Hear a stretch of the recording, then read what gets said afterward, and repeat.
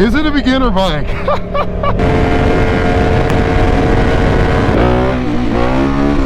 Now, I really like this question. He said, why should you not buy one? That's what a Supermoto is for.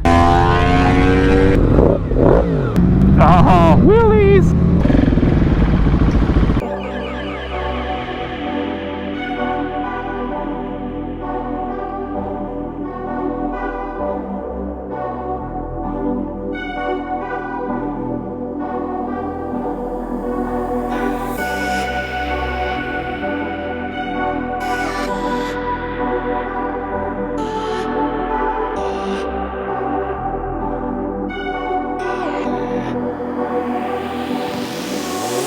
What's up, guys? It's your boy FastLaneD, and today I'm going to answer all the questions you had about the MT-10 that I rode. You saw my last two videos. You saw that I got on It's Me, Eric B's MT-10. If you have not checked out his channel, make sure you go check it out. We had an awesome time filming together, and with my boy Nate, man. Y'all be nice to my boy Nate. Y'all are going in on him in the comments on my last video. I love that you guys love Storm so much that you just want to protect her.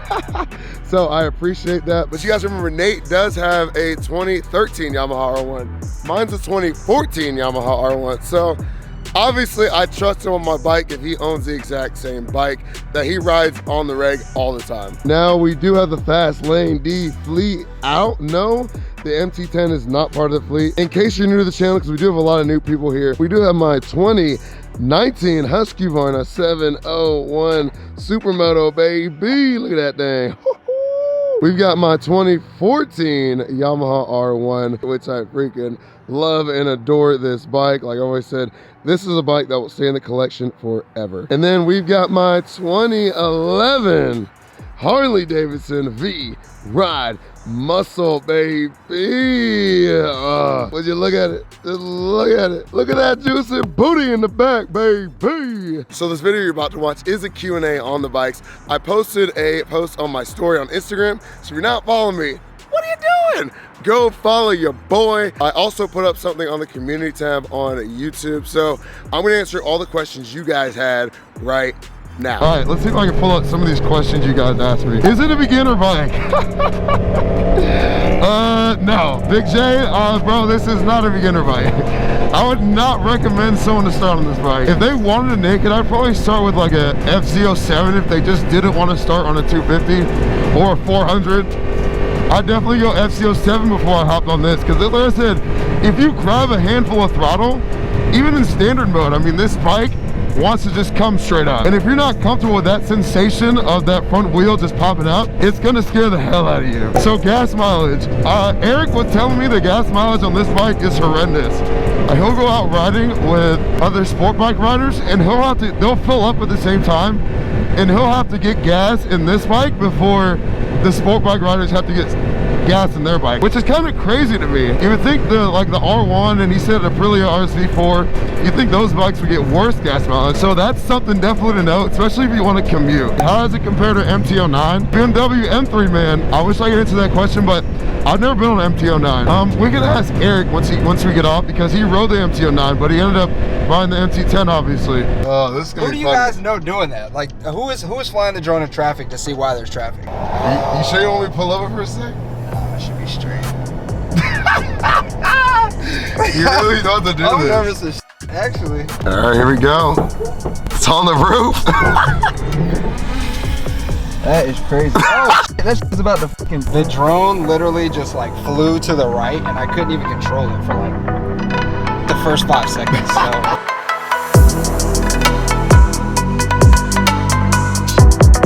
Hey, I don't know if y'all can see that, but we'll cut to it on the B-roll. It's us. That's dope. I do like the color of that phone, though. Yeah, that is nice. Looks like they just had some fun with it. Let's name that ground. Let's name it. Yo! What's going on? Say what up to YouTube.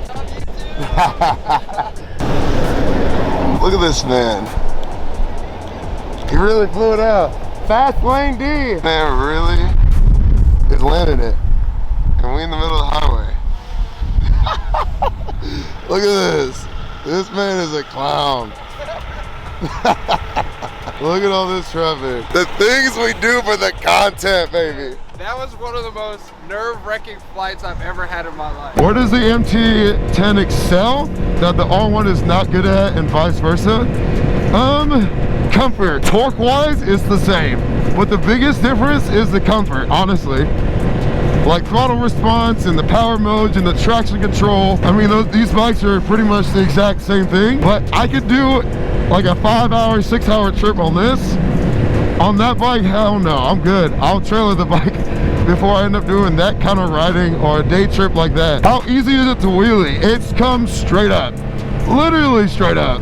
First gear, second gear, and even in third gear, if you get on it, I mean, it wants to come up. Just a power wheelie. And then the clutch up, obviously, if it power wheelies easily, then it's gonna clutch up even easier, which you saw me do earlier. I kind of want to hit one, but I also want to be respectful because this is not my bike, but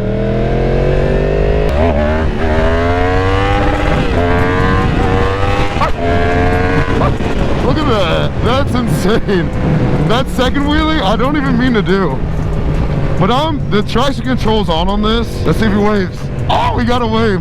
The traction control is on this bike.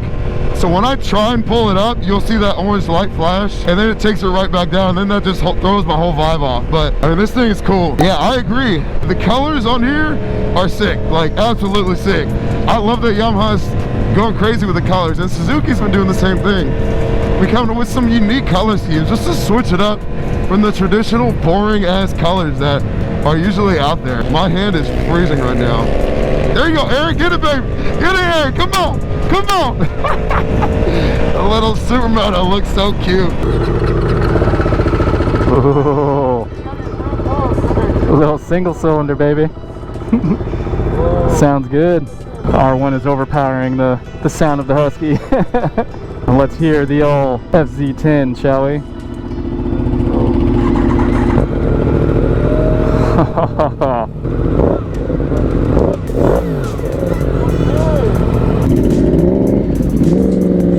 Oh, listen to my girl. Listen to her. Man, I love that bike. Dang, they can put me on the Supermoto like that. They on the 1000s. Woo! The beauty of having the Supermoto. I don't have to ride on the road. Taking it off-road. We're just gonna off-road for absolutely no reason. Just because we can. That's what a Supermoto is for. Just doing random hooliganess. Sorry. Y'all gotta go around. Look at these noobs. Oh, this is awesome. This is so awesome. This is cool. First time I was actually able to meet up with some fellow YouTubers and shoot some content. Oh yeah. Yes, sir. Thing is tight. Thing is nice, man. I like it. Come on, guy. Seriously? Is it comfy enough to daily? Yes. Is it as flickable as the 701? That's a really good question. No, it's not. It is not as flickable as the 701. Like, it definitely feels heavier than the 701. It feels lighter than the R1. Ah! They're pretty close. It's probably negligible in how flickable these bikes are. Man, that's tough. I'd say they're very close. This one might be just slightly more flickable than the R1 is, but compared to the 701 for sure, it's a lot heavier. So how does the Powerband feel?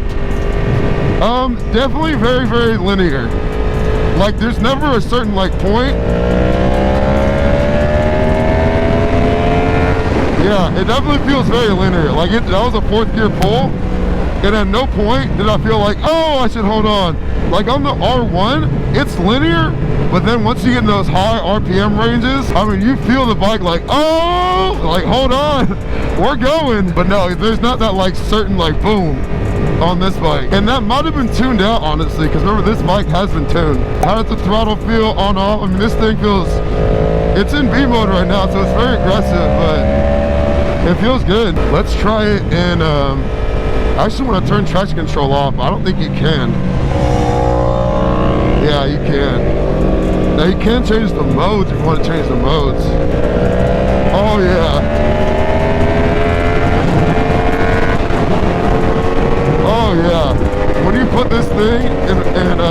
in A mode right now, you can feel how detuned that throttle is. Brakes feel really good, actually. Eric said they're not that good on this bike, but they feel good. Oh, no, I take that back. Brakes are definitely a little questionable. Like, if you go to hard brake, I mean, it stops, but it doesn't, like, grab. Like, the R1 definitely grabbed a little bit better than these things do. And that could also be the pads, but...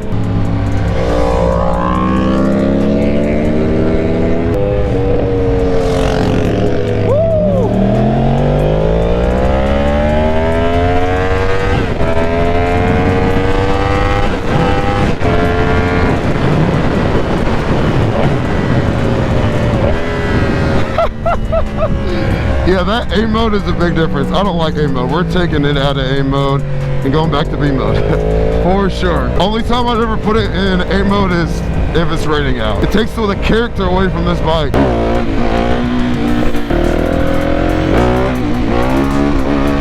Oh, wheelies!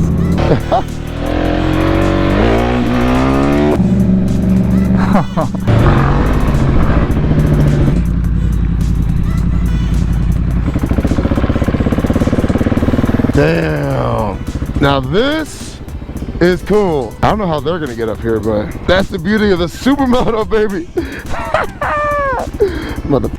Dude. What? This is cool. Oh, they made it. Perfecto. Bro, this thing pops up so easily. God. Dude, this bike is so much fun. I forgot it about how much fun it is. Someone definitely lives back here.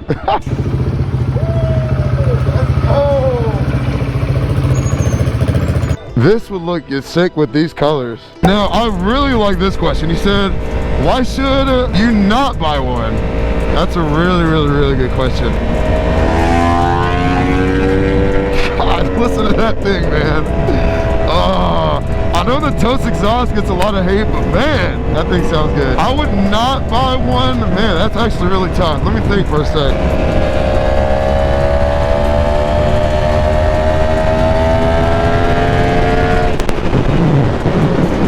I mean, you can definitely track this, but like I said, if I had to choose between this bike and the R1 to track, I'm definitely hitting the R1 based off that little turn there. So just remember, I'm basing it off that turn. There's that one turn.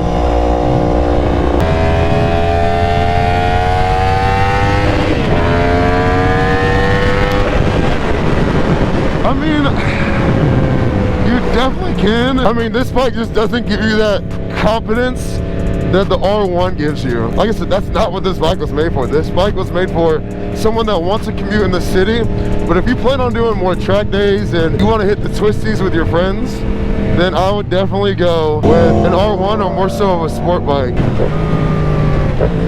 I mean, dude, yeah, this thing sounds phenomenal, man. But the only reason why I would not buy this bike, don't get me wrong, this is a phenomenal bike. But the only reason why I wouldn't buy it is if I really want a dedicated bike for like doing twisty rides and track day rides. And like I said, you can do this on this bike, but there are better options out there. But if you're going for a more so all-around bike that you can commute on, do weekend trips with, do track days with, do mountain runs with, this is the bike to go with over a sport bike for sure, without a doubt.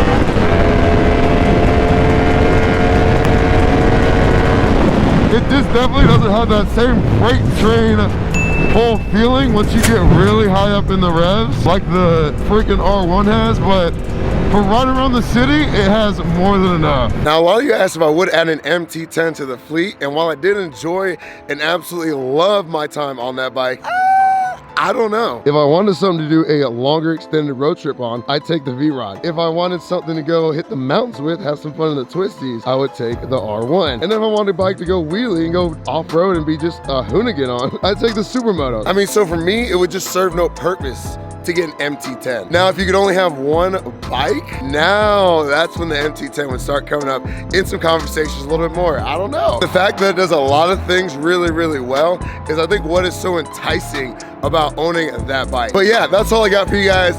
Thank y'all for watching. If you got some value out of that video, make sure you hit that like button. hit that subscribe button, join the Fast Lane gang. FastLaneD and the girl, Ivy Storm. I still have a name for the husky. Help me come up with a name. We're out, baby. Peace.